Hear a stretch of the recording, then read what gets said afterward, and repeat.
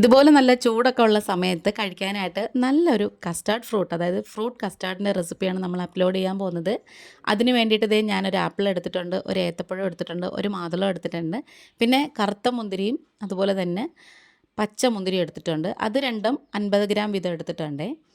കറുത്ത മുന്തിരി രണ്ടും സീഡ്ലെസ് ആണ്, അത് ചോപ്പ് ചെയ്ത് വെച്ചിട്ടുണ്ട്.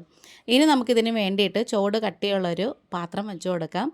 അതിലേക്ക് നമുക്ക് പാലൊഴിച്ച് കൊടുക്കാം. നല്ല ഫുൾ ഫാറ്റ് മിൽക്കാണ് ഒഴിച്ച് കൊടുക്കുന്നത്. അത് ഏകദേശം 1 ലിറ്റർ പാലാണ് നമ്മൾ ഒഴിച്ച് കൊടുക്കുന്നത്. അതിന് പതുക്കെ നമ്മളിങ്ങനെ ഒന്ന് മിക്സ് ചെയ്ത് ഇളക്കി യോജിപ്പിച്ചെടുക്കണം. അപ്പോൾ എല്ലാവർക്കും ഒരുപോലെ ഇഷ്ടപ്പെടുന്ന ഒരു ഐറ്റമാണ് ഈ ഒരു കസ്റ്റാർഡ് ഫ്രൂട്ട് എന്നൊക്കെ പറയുന്നത്, അതായത് ഫ്രൂട്ട് കസ്റ്റാർഡ് എന്ന് പറയുന്നത്, ഫ്രൂട്ട് സലാഡ് എന്ന് പറയുന്നത്. ഇതിനകത്ത് പലതരം ഫ്രൂട്ട്സൊക്കെ ചേരുന്നതുകൊണ്ട് തന്നെ ഇത് കഴിക്കാനും നല്ല ടേസ്റ്റാണ്. ഈ ഒരു ഫ്രൂട്ട് സലാഡിലേക്ക് നമുക്ക് ഇതേപോലെ ഫ്രൂട്ട്സ് മാത്രമല്ല, വേണമെന്നുണ്ടെങ്കിൽ കുറച്ച് നട്ട്സൊക്കെ ചേർക്കാം. അപ്പം ഞാൻ ഇന്നിപ്പോൾ നട്ട്സും കാര്യങ്ങളൊന്നും ചേർത്തിട്ടില്ല. അതുപോലെ തന്നെ ഈ പാല് നമ്മൾ തിളപ്പിക്കാൻ വെക്കുമ്പോൾ മീഡിയത്തിലും സിമ്മിലേ വെക്കാവൂ. ഹൈ ഫ്ലെയിമിൽ വെക്കുകയാണെന്നുണ്ടെങ്കിൽ ചിലപ്പോൾ അത് അടുക്കി പിടിച്ചു പോവും. ഇനി ഞാനിവിടെ കുറച്ച് പാൽ, ഏകദേശം ഒരു 1/4 കപ്പോളം പാലെടുത്തിട്ടുണ്ട്. അതിലേക്ക് ഒരു 3 ടേബിൾ സ്പൂണോളം നമ്മുടെ ഫ്രൂട്ട് സലാഡ് ഉണ്ടാക്കാൻ വേണ്ടിയിട്ടുള്ളൊരു കസ്റ്റാർഡ് പൗഡർ ഉണ്ടല്ലോ, അത് ഇതിന് മസ്റ്റാണ് കേട്ടോ. അത് കൂടെ ചേർത്ത് കൊടുക്കുവാണ്. നമ്മൾ ഈ കസ്റ്റാർഡ് പൗഡർ ചേർക്കുമ്പോഴാണ് ഇതിനൊരു പ്രത്യേക ഒരു ഫ്ലേവറും ഒരു തിക്നെസ്സും എല്ലാം വരുന്നത്. അത് നന്നായിട്ടൊന്ന് മിക്സ് ചെയ്ത് യോജിപ്പിച്ചെടുക്കണം. കട്ട കെട്ടാതെ തന്നെ ഒരു സ്പൂണ് കൊണ്ട് നന്നായിട്ട് ഇങ്ങനെ ഇളക്കി യോജിക്കുമ്പം പെട്ടെന്ന് തന്നെ അങ്ങ് അലിഞ്ഞൊക്കെ വന്നോളും. നല്ല ടേസ്റ്റാണ് ഈ ഒരു ഫ്രൂട്ട് സലാഡ് എന്നൊക്കെ പറയുന്നത്. ഈ ഒരു പൊള്ളുന്ന ചൂടുള്ള സമയത്ത് നമുക്ക് എന്തെങ്കിലും തണുത്തതൊക്കെ കഴിക്കണമെന്നൊക്കെ എപ്പോഴും തോന്നും. അതുപോലെ തന്നെ ഇത് നമ്മൾ ചെയ്ത് വെച്ചേക്കണമെന്നുണ്ടെങ്കിൽ കുട്ടികളൊക്കെ എടുത്ത് കഴിച്ചോളും. പിന്നെ ഫ്രൂട്ട്സ് ആയതുകൊണ്ട് തന്നെ കുറച്ചുകൂടെ നല്ലതല്ലേ.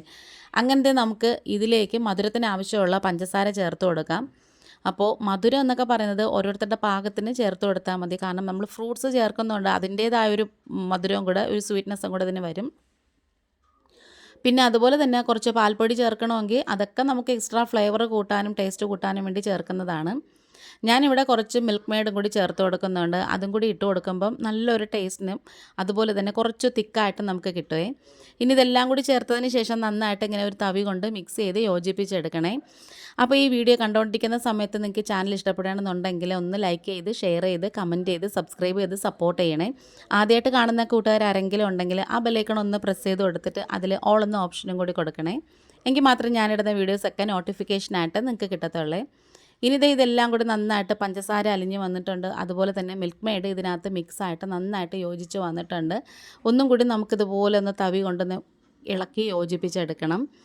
ഇതെല്ലാം ചെയ്ത് കഴിഞ്ഞതിന് ശേഷമാണ് നമ്മൾ നേരത്തെ എടുത്ത് മിക്സ് ചെയ്ത് വെച്ചിട്ടുള്ള ആ കസ്റ്റാർഡ് പൗഡറും ആ പാലിൻ്റെയും കൂട്ടുണ്ടല്ലോ ഇതിലേക്ക് ചേർത്ത് കൊടുക്കുന്നത്. ഇത് നമ്മൾ പാൽ ഒഴിച്ച് കൊടുക്കുമ്പോൾ തന്നെ ഇത് മറ്റേ കൈ കൊണ്ടൊന്ന് മിക്സ് ചെയ്ത് യോജിപ്പിച്ചുകൊണ്ടിരിക്കണം.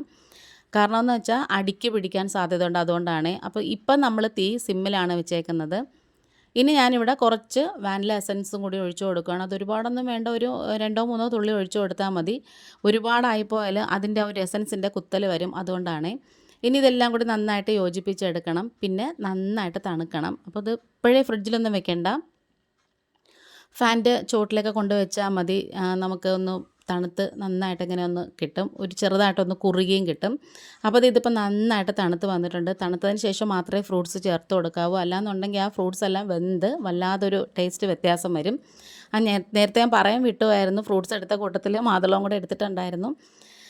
അങ്ങനത്തെ ഇനി നമുക്കിതെല്ലാ ഫ്രൂട്ട്സും കൂടി ഇതിലേക്ക് അങ്ങ് ചേർത്ത് കൊടുക്കാം. ആ ഒരു ഏത്തപ്പഴവും ആപ്പിളും 2 തരം ഗ്രേപ്സും അതുപോലെ തന്നെ മാതളവും എല്ലാം കൂടി ഇതിലേക്ക് അങ്ങ് ഇട്ട് കൊടുക്കണേ.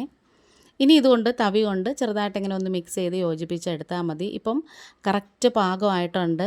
ഒരുപാട് കട്ടിയുമല്ല, എന്നാൽ ഒരുപാട് ലൂസും അല്ല. നമുക്കിത് സ്പൂണ് കൊണ്ട് കോരി കഴിക്കാനുള്ള പാകമാണ്. ഇനി നന്നായിട്ടതൊന്ന് മിക്സ് ചെയ്ത് യോജിപ്പിച്ചെടുത്തതിന് ശേഷം നമുക്കിത് ഫ്രിഡ്ജിലേക്ക് അങ്ങ് വെച്ച് കൊടുക്കാം. ഒരു 3 മണിക്കൂറൊക്കെ വെച്ചാൽ മതി. എന്നിട്ട് എടുത്താൽ മതി. ഒരുപാട് തണുപ്പായാലും നമുക്ക് ആ ഫ്രൂട്ട്സ് കടിക്കാനൊക്കെ ഭയങ്കര ഒരു പാടായിരിക്കും. ഒരു തണുപ്പ് ഇങ്ങനെ ഭയങ്കരമായിട്ട് നിൽക്കും.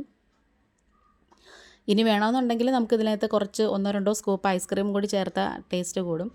അങ്ങനത്തെ ഏകദേശം ഒരു 4-5 മണിക്കൂർ വരെയൊക്കെ ഞാൻ വെച്ചിട്ടുണ്ട്. കാരണം ഇത് ഞാൻ രാത്രിയിലാണ് ഉണ്ടാക്കിയത്, അടുത്ത ദിവസമാണ് കേട്ടോ എടുത്തത്. നിങ്ങൾക്കൊരു 3-4 മണിക്കൂറൊക്കെ വെച്ചാലും മതി. രാത്രി എന്തായാലും ആരും ഈ ഫ്രൂട്ട് സലാഡൊന്നും കഴിക്കത്തില്ലല്ലോ, അതുകൊണ്ട് രാത്രി എടുത്ത് വെച്ചാൽ അടുത്ത ദിവസം ഒരു ഉച്ചയൊക്കെ ആകുമ്പോഴത്തേക്കും എടുക്കാമെന്നുള്ള രീതിയിൽ വെച്ചതാണ് കേട്ടോ. ഇനി നമുക്കിത് ഒരു ഐസ്ക്രീം ബൗളിലേക്ക് എടുത്ത് വെച്ച് കൊടുക്കാം. അപ്പോൾ നമ്മുടെ വീഡിയോ വൈൻഡപ്പ് ചെയ്യാറായി. നല്ല കിടിലം ഫ്രൂട്ട് സലാഡ് കസ്റ്റാർഡ് പൗഡർ കൊണ്ട് ഉണ്ടാക്കിയത് ഇവിടെ റെഡി ആയിട്ടുണ്ട്. വീഡിയോ ഇഷ്ടപ്പെട്ടാൽ സപ്പോർട്ട് ചെയ്യണേ. ഇന്നിപ്പോൾ ഇത്രയേ ഉള്ളൂ. വീണ്ടും വരാം. Thanks for watching.